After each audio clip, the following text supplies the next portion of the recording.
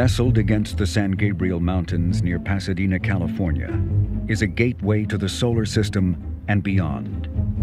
The Jet Propulsion Laboratory. A NASA facility, it has been managed since the time of its creation by the California Institute of Technology, or Caltech. When visitors first enter the laboratory's museum, they are greeted by an image of 3 space pioneers from a half-century ago, captured in a moment of celebration. Explorer was forged in the cauldron of the Cold War, at a time when JPL was building not spacecraft, but missiles that carried atomic weapons. This is the story of how JPL entirely changed direction and purpose. This is also the story of a satellite that would give the world the very first space science discovery, one that would change our understanding of how life on Earth came to be.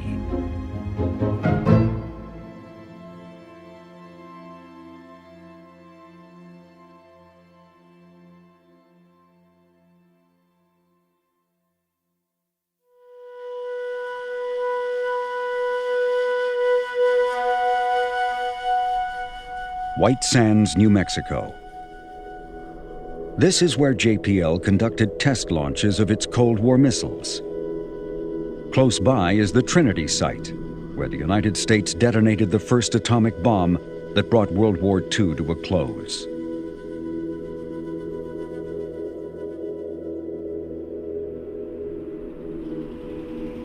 The lab's origins dated back to 1936, when a group of Caltech students and enthusiasts began conducting modest rocket engine tests.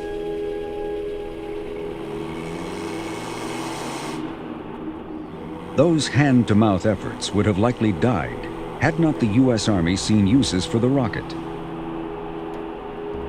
By 1945, JPL's work was at the forefront of American knowledge of rocketry with this missile, the WAC Corporal.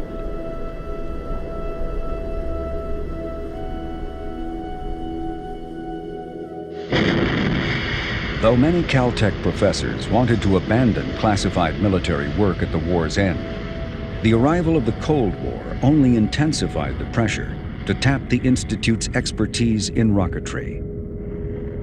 In a certain respect, World War II has never ended. Modern weaponry and arms racing pose a great challenge to the very values that we Americans were defending. How long could it remain a free society if it had to become a garrison state, an arsenal? JPL's WAC Corporal was only an experimental rocket, but in the fall of 1945, a new group arrived at White Sands with rocket combat experience. Some 120 German engineers who had built Hitler's V-2.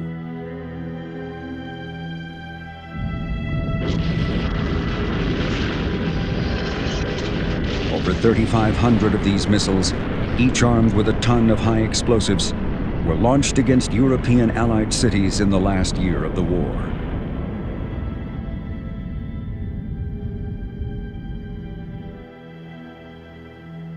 But as Germany collapsed, the leader of the V-2 team, Wernher von Braun, led members of his group away from their rocket facility to avoid capture by the Russian army. During the escape, von Braun was injured in a car wreck, but he succeeded in his plan of surrendering to the Americans. The capture of von Braun, many of his engineers, and a stockpile of V-2s were among the greatest spoils of the war. Wernher von Braun, there's a dark side to his background in Nazi Germany. Building a rocket is one thing. Building it for an evil regime, using concentration camp labor that is worked to death, beaten to death if they step out of line, and thousands of people died in the process of building V-2s.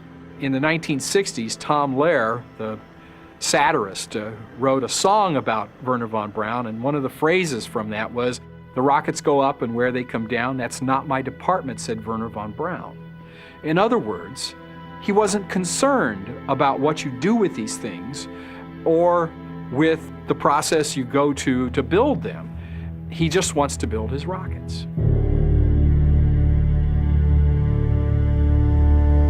the Army wanted to learn all it could about von Braun's V-2. Over 60 of them would be launched from White Sands. There was, at first, a sense, okay, we'll bring him over for a short period of time. We'll learn what we can from this group, and then we'll send them back home. And that didn't happen. Von Braun quickly Americanized himself. Charming and a born marketeer, he would become the most recognizable advocate in America for space exploration. He spun visions of a new generation of missiles and put forth grander ambitions: Earth-orbiting satellites, excursions to the Moon and Mars, and a battle station capable of raining nuclear devastation from orbit, thereby establishing once and for all military superiority. In their first encounters at White Sands, the German and JPL groups found themselves side by side, sharing the same launch pad and hangar. There was no doubt who had the larger missile. The tail end of this V-2 dwarfs a nearby JPL rocket. The JPL team, though, was not particularly impressed. They were ahead of the Germans, they believed, in guidance and control, and feelings about the war were still raw. The war was just over. There's a lot of suspicion about what von Braun and his team represented. There undoubtedly was a certain amount of rivalry as well. And in fact, Louis Dunn, who was became director of JPL in 1946, actually refused to allow von Braun onto the laboratory grounds at one point until the colonel, who was the liaison person at JPL, basically said, "Yeah, they're part of the Army too, and you should let them on." So I think there was certainly a lingering tension. It took 2 years, but in 1947, the Army had the JPL and German teams working together. A 15-ton V-2 was mated with JPL's smaller WAC Corporal, which served as the upper stage. This combined multi-stage rocket was nicknamed the Bumper WAC. On the 5th launch attempt in February of 1949, JPL's upper stage soared to a height of nearly 250 miles. Though it did not go into orbit, the JPL rocket became the first object to reach beyond dispute the boundary of extraterrestrial space. A year later, a Bumper WAC was also the first rocket ever to be launched from a mosquito-infested swamp in Florida bearing a name few knew how to pronounce and even fewer had ever heard of: Cape Canaveral. The sense of accomplishment, though, had already been overshadowed by the knowledge that the Soviet Union had detonated its first atomic bomb in 1949, years ahead of expectations. America's atomic monopoly was over, and the world was about to plunge deeper into the Cold War.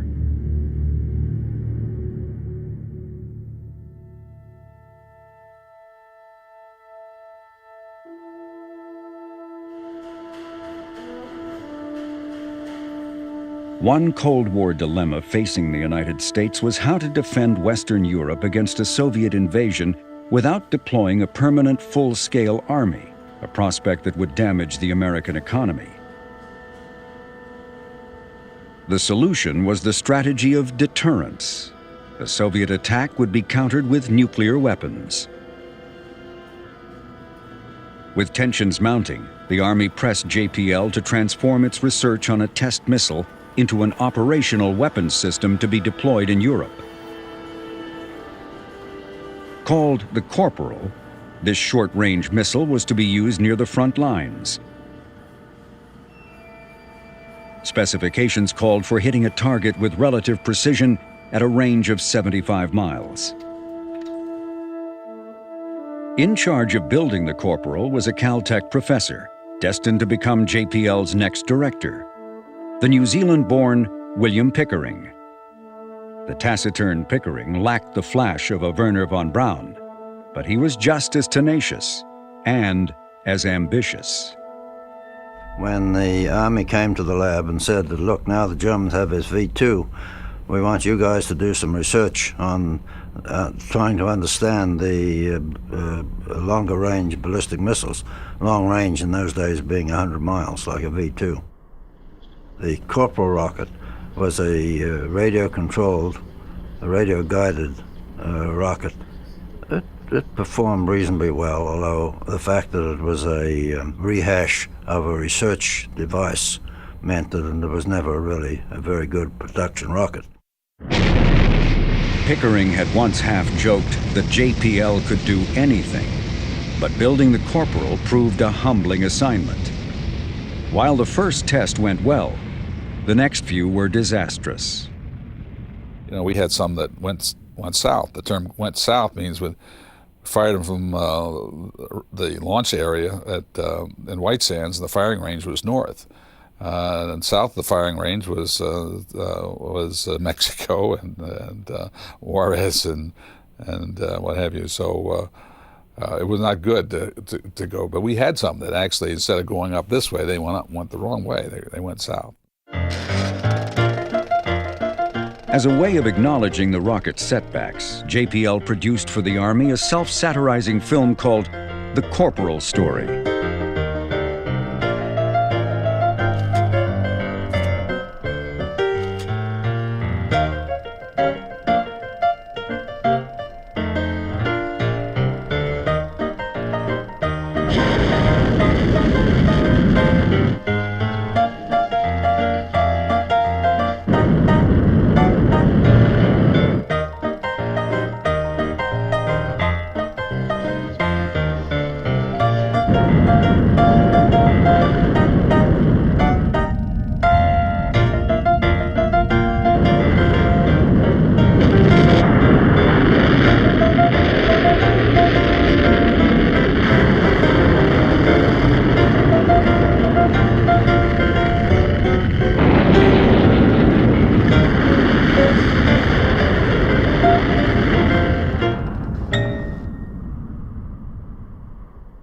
The Army brass laughed at the film, but they continued to press to have the Corporal deployed.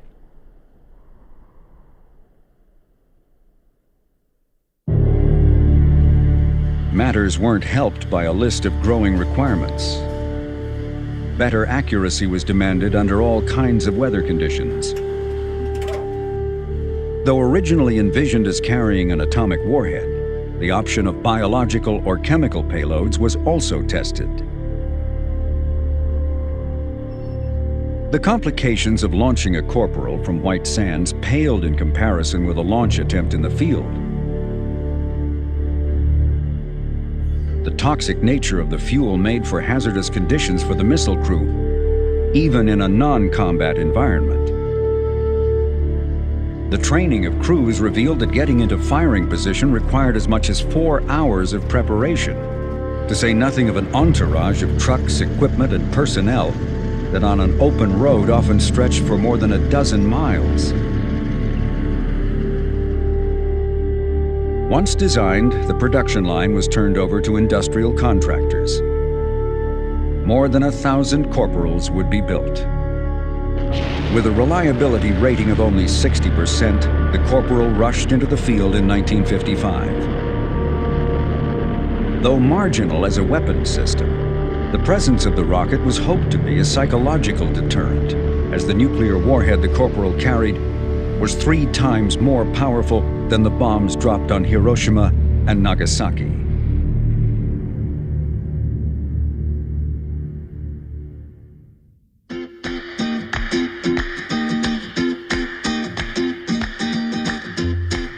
By the mid-1950s, JPL had tripled in size. The work was serious and intense, but JPLers played just as hard. Think of a sport, any sport, and more than likely, JPL had a team. There were baseball teams, basketball teams, bowling teams, archery clubs, chess clubs, golf clubs, gun clubs, motorsports clubs, and even a UFO and a woodchoppers club. When they weren't competing for fun in the daylight hours, they might be found socializing and dancing the night away at the Elks Club. There were summer dances, fall harvest dances, masquerade dances, winter dances, and the spring coronation ball, where every year the laboratory director crowned a new Miss Guided Missile. The director by now was William Pickering, who reveled in this coronation duty. This beauty pageant contest was an eagerly awaited social event. Each year, competing groups at the lab mounted elaborate campaigns to have their candidate bestowed with the title of Miss Guided Missile. It was all a way to blow off steam, for back at work awaited their jobs, which, one way or another, male or female, was about the serious business of building missiles for the Cold War.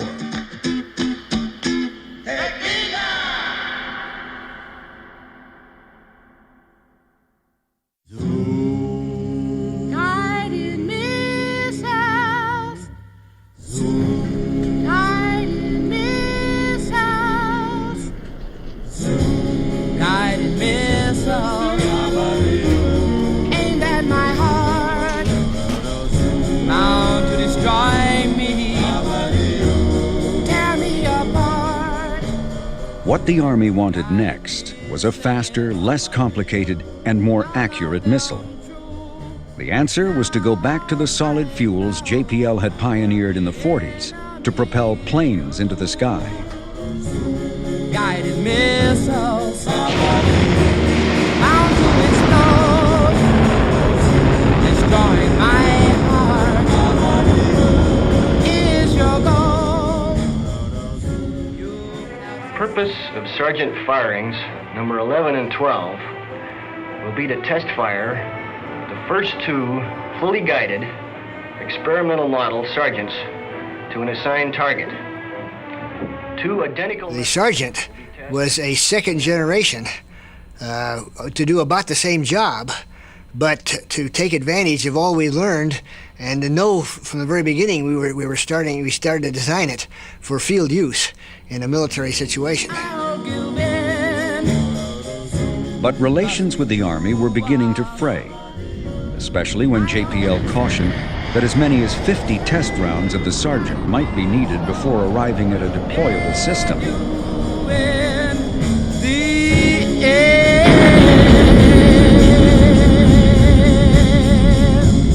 It was pretty obvious that the lab was probably coming to an end with its work for the Army. That the lab, as a part of Caltech, was feeling that the work we were doing was not really very appropriate. Pickering and others were envisioning a new future for the laboratory. If they had their way, the sergeant would be the last missile JPL would ever build. But the same guided missile will get you in the air.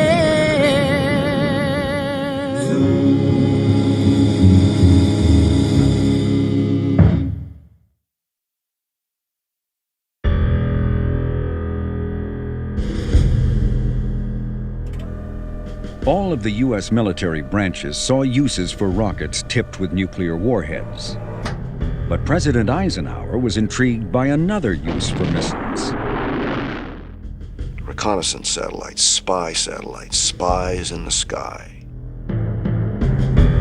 Nikita Khrushchev had rejected Eisenhower's open skies proposal to use airplanes for mutual reconnaissance.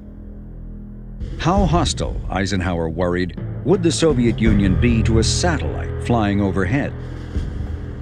The great question hanging over the inauguration of the space age was, is it legal to orbit satellites over the territory of other countries? Is outer space subject to the same airspace laws that airplanes have to obey? It's not legal to fly U-2 airplanes over the Soviet Union if the Soviet Union doesn't permit it.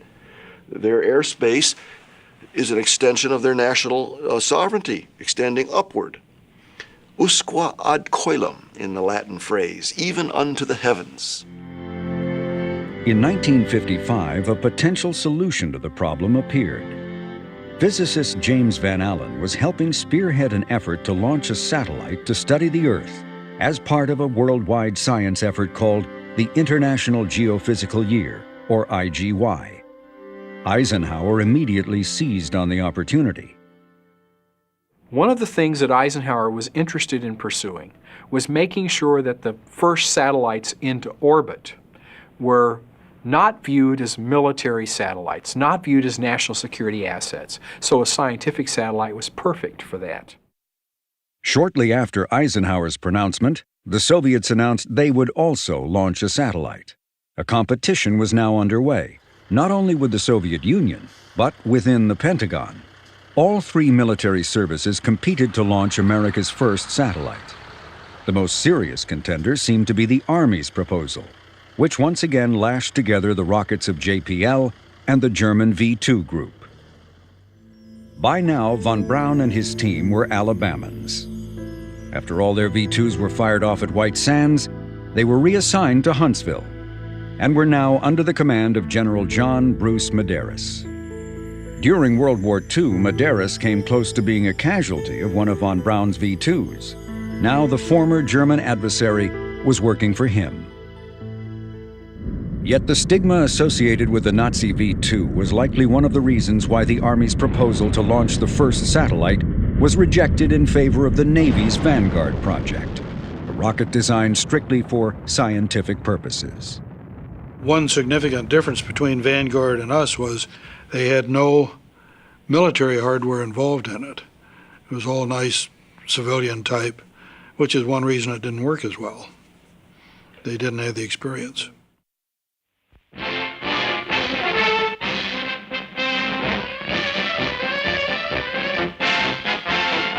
First of 3 Earth satellites to be launched by the U.S. during the International Geophysical Year just starting is about ready for its adventure into outer space. The Army was both shocked and furious with the selection of Vanguard and demanded a review of the decision. This caused great consternation in Huntsville at the Redstone Arsenal, where General Bruce Medeiros and Dr. von Braun had the hardware on hand to launch a satellite next week if they were just given the go-ahead to do so, but they were told, no, you're absolutely forbidden to launch a satellite. The Vanguard program is going to be our contribution to the IGY. The Army consoled itself with work on a new generation of the V-2, a rocket that became known as the Jupiter C.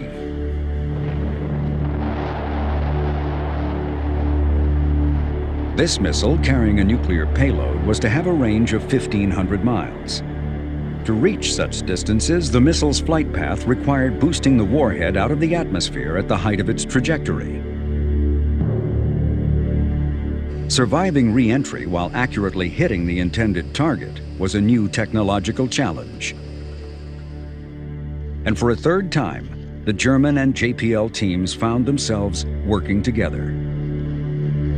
As with the bumper whack, JPL would provide the upper stage, a boost theoretically strong enough to send a satellite into orbit. And we indeed did quite a number of, several tests with von Braun's people in lobbing a re-entry test vehicle about 3,000 miles out into the Atlantic. We realized that all we had to do was add another stage and we could have put that into orbit. That the Russians were hard at it. We thought the Russians were well ahead of the Vanguard program, and if only we were given the go-ahead, we could do it. There was a deep suspicion on the part of some people in the Eisenhower administration that von Braun and General Medeiros, the commander at Huntsville, were a bit out of control, and that they might simply go ahead and launch a satellite on their own. To keep that from occurring, the White House ordered the Army to fill the final stage with sand instead of fuel when the rocket was first tested in September 1956. Still, the Army did not give up hope. spare rockets were placed in controlled storage, ready to be rolled out at a moment's notice. General Medeiros even risked a court-martial by putting some of his people to work, spending money on preparing a Jupiter C in hopes that the word would come down sooner or later from Washington. By now, the Army's proposal had the support of the physicist responsible for the science payload to be launched. James Van Allen's review of the Vanguard revealed serious development problems. To hedge his bets, he designed his payload to fit on either Vanguard or Jupiter. Bill Pickering at JPL played his cards differently. Though JPL was part of the Army proposal, he also chaired the science committee charged with satellite tracking. One way or another, JPL would be a player when a U.S. satellite went up. But for good measure, JPL engineers had on standby an unauthorized but pre-existing satellite casing, just in case.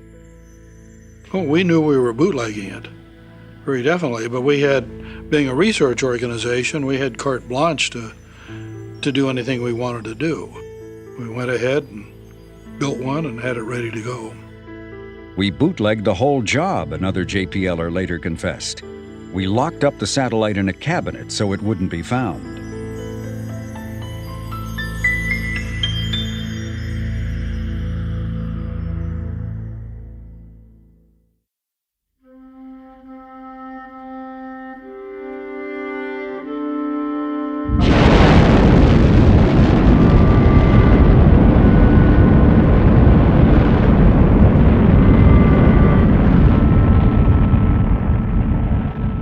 It's one of those dates when the world changed, and it's a date where people remember where they were.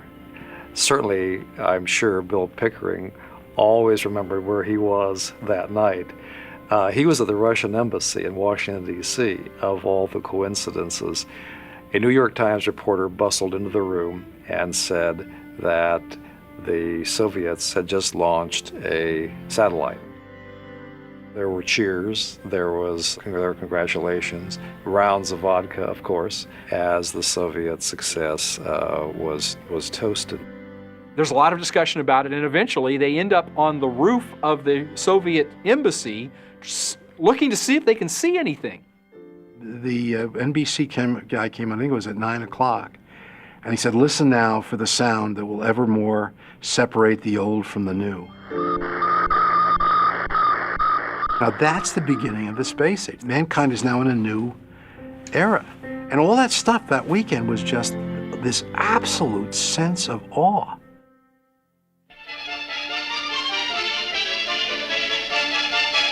Today, a new moon is in the sky, a 23-inch metal sphere placed in orbit by a Russian rocket. 500 miles up, the artificial moon is boosted to a speed counterbalancing the pull of gravity and released. You are hearing the actual signals transmitted by the Earth-circling satellite, one of the great scientific feats of the age. That sort of shook us all pretty much. I mean, I can remember going out in the parking lot in back of one of the buildings over here in the early evening, and we could see the doggone thing flying overhead, and that was really quite an experience to know that those, the Russians had done it and we hadn't. Родился новый спутник.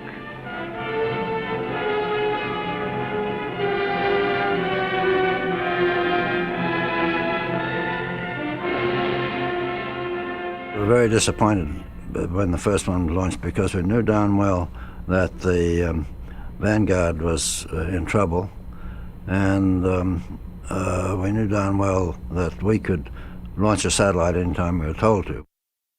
And then the political reaction began. President Eisenhower reassures the nation that Russia's success with the first satellite does not indicate a serious lag in American rocket research. Vanguard, for the reasons indicated, has not had equal priority with that accorded our ballistic missile work. Eisenhower is very calm about this, and in some level he was working with information that he could not share with others. In the latter part of October, and especially in the first part of November after Sputnik 2, everybody's afraid. They're running around with their hair on fire. Sputniks and Mudniks flying through the air.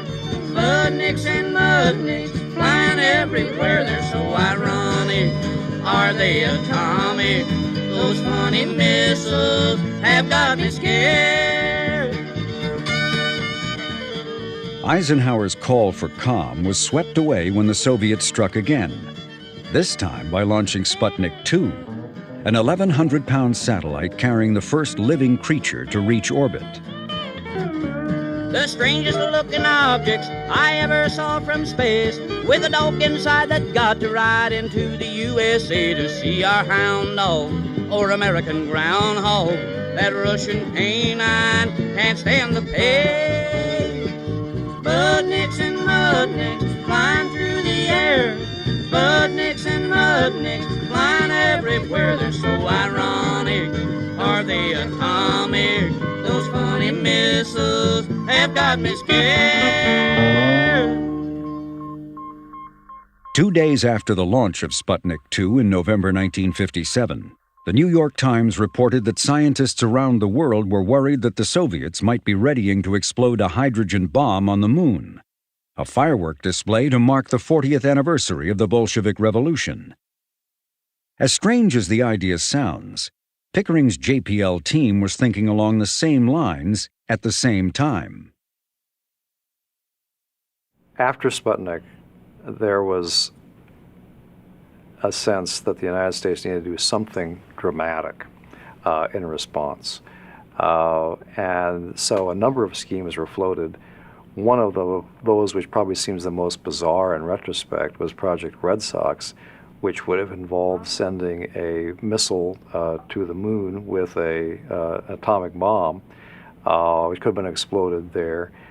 It certainly would have been dramatic. It would have created a lot of attention. It probably would have also created an international firestorm of reaction, completely inconsistent with the idea that the Eisenhower administration had advanced of a peaceful approach to space exploration. Eisenhower's reaction to the Red Sox scheme was to declare, "We have no enemies on the moon." Meanwhile, his ratings in the polls plunged 22 points. I consider our country's satellite program to be well designed and properly scheduled to achieve the scientific purposes for which it was initiated. We are, therefore, carrying the program forward in keeping with our arrangements with the international scientific community.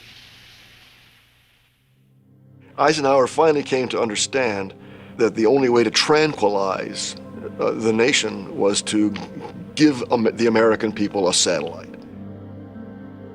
Under enormous pressure, the White House decided that a planned test flight of the Vanguard rocket with its small science payload was to be transformed into the American response to Sputnik. America's first attempt to launch a satellite, a 6.5-inch sphere weighing just over 3 pounds, was checked out by scientists and declared ready.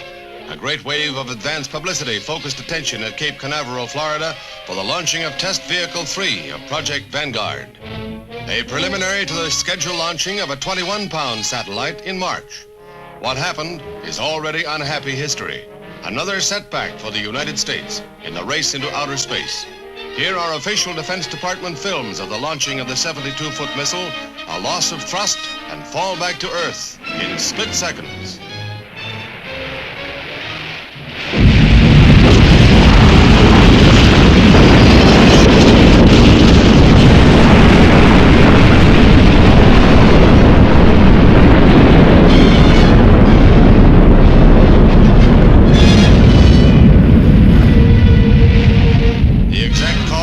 Classified. Neither the satellite program nor our missile development is affected, said Acting Defense Secretary Quarles. It's only an incident in the perfection of the Vanguard satellite system. the whole world goes nuts. I mean, Flopnik and Excusenik, and there's just all these mocking headlines. And the next morning, in the New York Stock Exchange closes. There's such fear in the United States that we have just had this colossal explosion. We brought every reporter in, and there's this huge failure. And it's just it's all on. It's the first big thing on television. And there's screams, "Oh my God!" It's exploding. And the next day, the Russians go to the United Nations and offer us technological aid as a backward country. They actually offered to help us out and they loved that. They loved tweaking us at that point. To have the communists lead in technology, to pioneer a new frontier of infinite size, in a sense, to capture the future, the symbolism was horrifying. What did this mean? That the future belongs to communism? That if we Americans are going to, leapfrog the Soviets and get back on top, we're going to have to become more like them? With Vanguard in shambles, Eisenhower relented. Medeiros, von Braun, and Pickering were finally given what they wanted, their chance to reach orbit.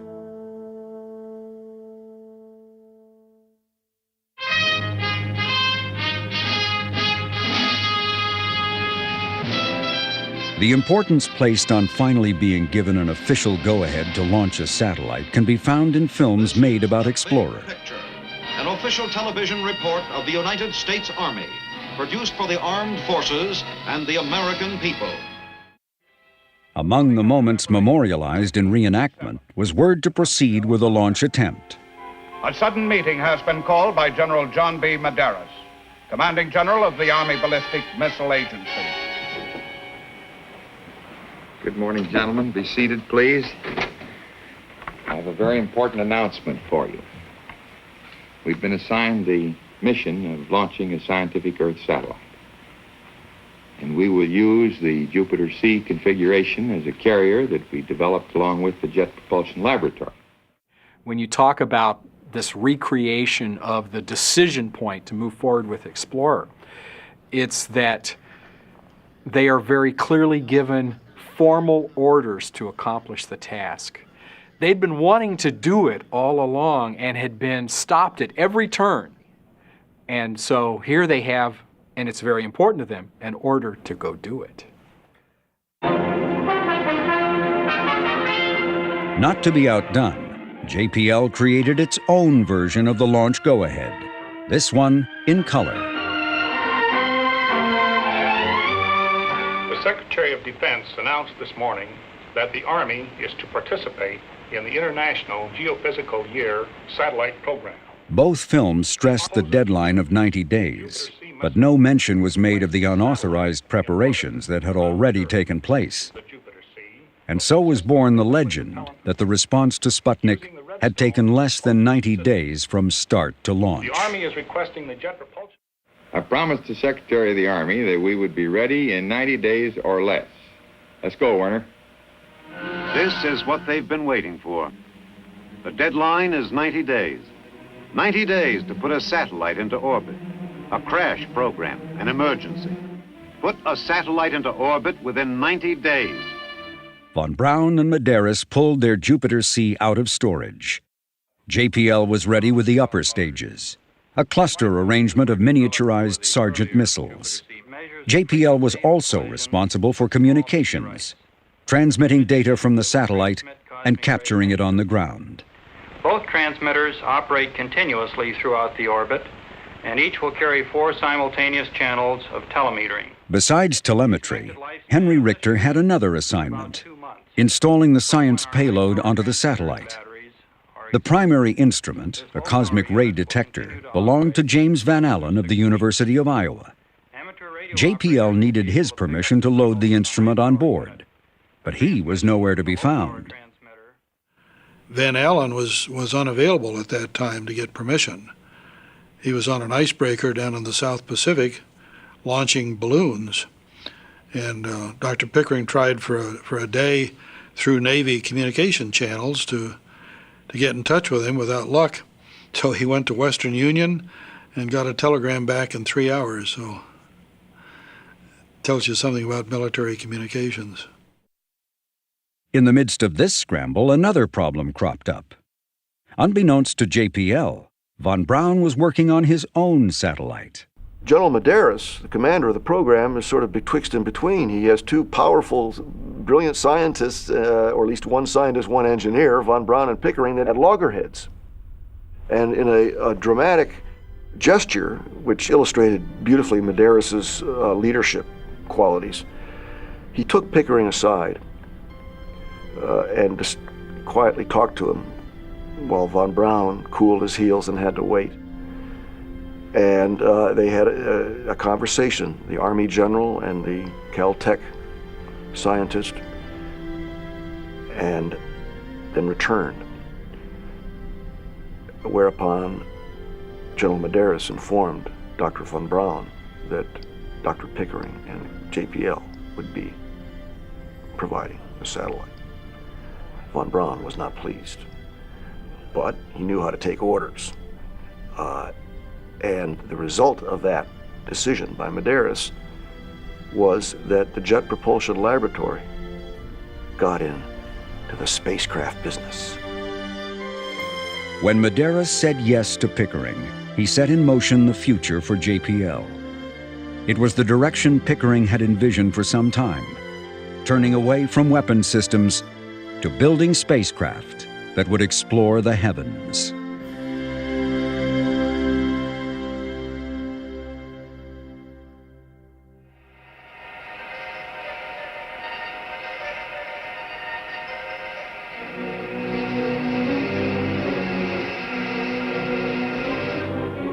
Minutes click past relentlessly. The beams of powerful searchlights light up the missile, truly the star of one of the greatest suspense dramas of our time. The drama approaches the final act, the Army's first attempt to fire a man-made moon into orbit. Time, late evening, Friday, January 31st, 1958, in a blockhouse at Canaveral. The countdown to Explorer 1. Roger. Okay, we'll start now. Finish fuel loading. Given the debacle of Vanguard, Washington was intensely involved in how this new launch attempt would be portrayed. Medeiros believed the White House was intentionally de-emphasizing the Army's role in its dictation of every aspect of the publicity plan. The general was to be at the Cape to oversee the launch. Pickering, Van Allen, and von Braun were assigned to the Pentagon. If the satellite reached orbit, the three men in Washington would announce the news at the National Academy of Sciences, in keeping with Eisenhower's desire to portray America's satellite as civilian in nature as possible. Range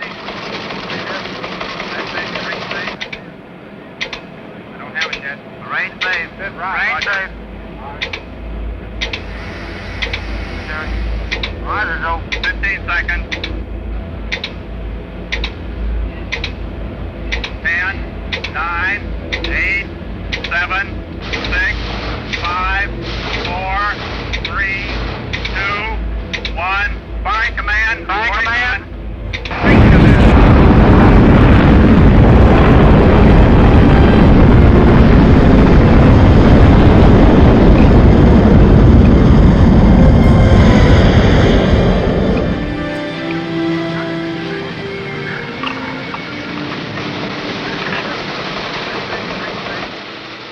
So we got a report from the Cape that the launch looks pretty good, and it should fly over California at such and such a time. And so the decision was made that we would make no public announcements about the rocket until it had actually been picked up in California. And so we sat there for an hour and a half. The time came and went, and there was a period of 8 minutes there, which were the longest 8 minutes I ever spent in my life. What happened was that the jet stream had boosted it into a higher orbit than had been predicted, and so it took a little longer to begin to get the signal, and so everyone is extremely tense during this time, because now the Vanguard program has had its failures. JPL and Huntsville are now carrying the flag, so to speak, and it's not clear. It's not clear for sure if this is going to work or not. More agonizing minutes went by, but finally JPL received the signal that the satellite was in orbit. The United States had a success, but not an official name for the satellite. The card-playing JPLers had unofficially called the project Deal. Highball was Medeiros' choice. The Pentagon rejected the gambling and liquor illusions in favor of a more lofty concept: Explorer. Eisenhower, on a golfing trip at the time, was awakened from his sleep and told the news. "Let's not make too big of a hullabaloo over this," he cautioned, and went back to sleep. No one took the president's advice. We were told that there was going to be a press conference over at the National Academy of Sciences on the other side of the river. So off we went, and I remember sitting in that car with the three of us in the back seat. It was sort of a cold, rainy January night in Washington, and I remember a conversation going along, I wonder whether anybody's going to be out here because it's now about 2 o'clock in the morning, you see. In Washington, at the National Academy of Science, a packed auditorium of reporters, radio... Von Braun, Van Allen, and Pickering are there to lift the satellite aloft. It is interesting that the Army isn't there in that picture. And that's an indicator, in a sense, of what's to come. The question is, has any form of life been placed in the satellite? I think I could answer that one almost myself. Not intentionally. Maybe we have a Florida cockroach inside, we don't know. The Explorer launch brings us back to a measure of parity with the Soviets. It's not complete, but at least we have now demonstrated that we can put something into orbit as well. The success of Explorer and what we learned from it really does kind of recreate in the most fundamental way the nature of the Jet Propulsion Lab, and moving it from a rocket development center to one in which space science becomes what it really does. It really put JPL on the map scientifically.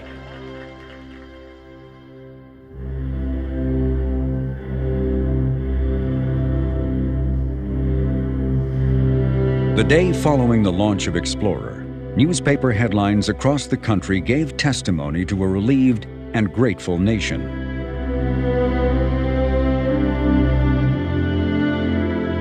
Back in Pasadena, there was a modest celebration in the laboratory's cafeteria. Later, Vice President Nixon would pay a visit to the lab for a photo op with the satellite. In a way, Explorer 1 was beginner's luck for JPL. Explorer 2 fell short of reaching orbit when the JPL-supplied fourth stage failed to ignite.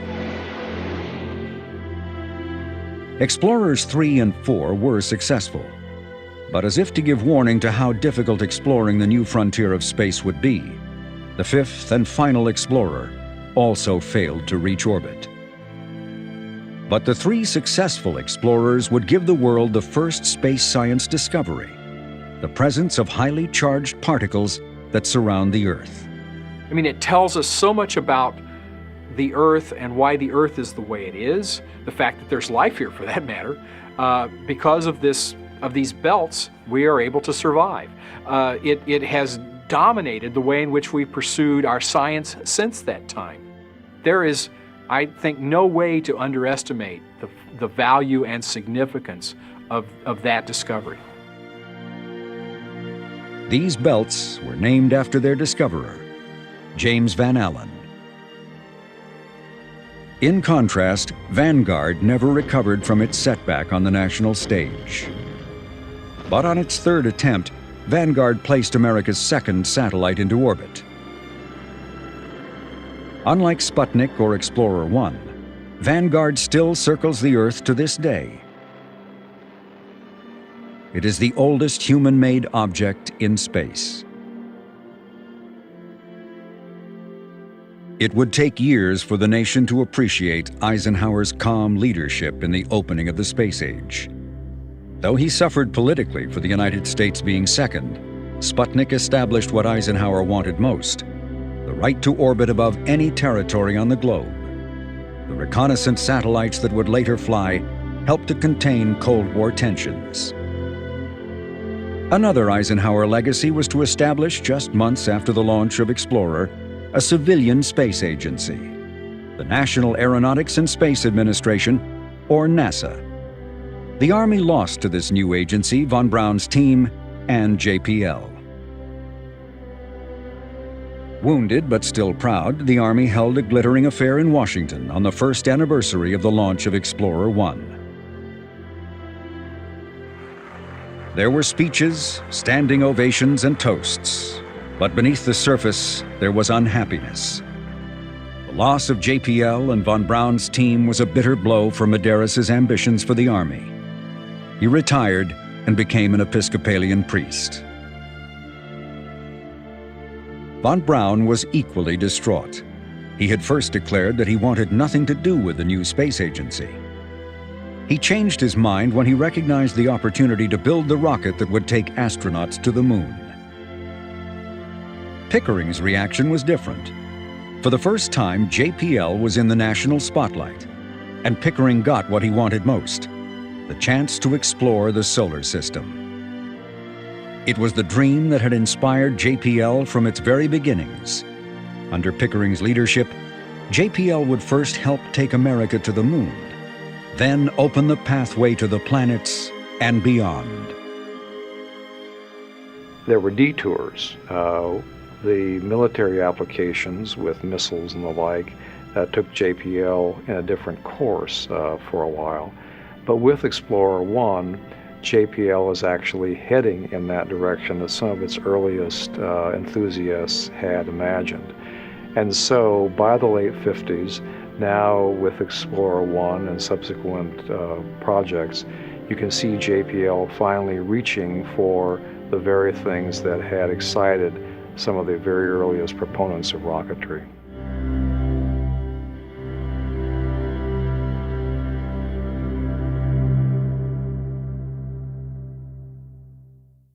Satellite baby, come on back down to earth. Satellite baby, come on back down to earth. Radioactive daddy's found out what you are worth. Nuclear baby, it don't vision out on me. Nuclear baby, it don't vision out on me. Geiger counter data loves your atomic energy. Yeah, it's we're gonna rock it.